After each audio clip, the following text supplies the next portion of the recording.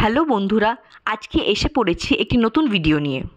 আজকে আমরা দেখব ইমাম জামিনের কবর। তার আগে চলুন জেনে নিই ইমাম জামিন ব্যাপারটি কী। ইমাম জামিন হল দক্ষিণ এশীয় মুসলিম সংস্কৃতির একটি প্রতীকী ঐতিহ্য, যা একটি মুদ্রাসহ বাহুতে বাঁধা একটি ছোট্ট থলির সাথে জড়িত।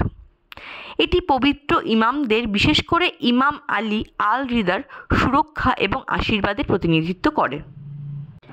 ইমাম জামিন সমাধিটি হল 16 শতাব্দীর এক জনপ্রিয় ইসলামী আলেম মুহাম্মদ আলীর দেহাবশেষ। ইমাম জামিন ছিলেন নবী মুহাম্মদের প্রত্যক্ষ বংশধর। তিনি সৈয়দ এবং সুফিবাদের চিশতি সম্প্রদায়ের অন্তর্ভুক্ত ছিলেন।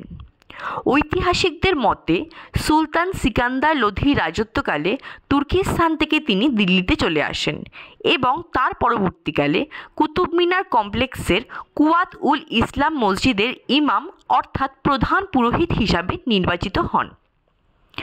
প্রবেশদ্বারের শিলালিপি অনুযায়ী হুমায়ুনের রাজত্বকালে 1537 বা 1538 সালের মধ্যে ইমাম জামিন নিজেই এই সমাধিটি তৈরি করেন এবং 1539 সালে তিনি মারা যান। আলাই দরওয়াজার আগে অবস্থিত এই সমাধিটি মূল স্মৃতিসৌধগুলির অনেক পরে নির্মিত হয়েছিল এবং এটি কুতুব মিনারের শেষ সংযোজন। ইমাম জামিন সমাধিটি ইসলামিক স্থাপত্যের একটি অন্যতম চিহ্নস্বরূপ। এই সমাধিটির প্রবেশদ্বার হিসেবে একটি পাথরের দরজার স্বরূপ দেখা যায়, যেখানে মানুষকে যেতে গেলে মাথা নত করে যেতে হয়। ইসলামিক মতে যে কোনো কবরের সামনে যেতে গেলে মাথা নত করেই যেতে হয় বা সাজদা করতে হয়।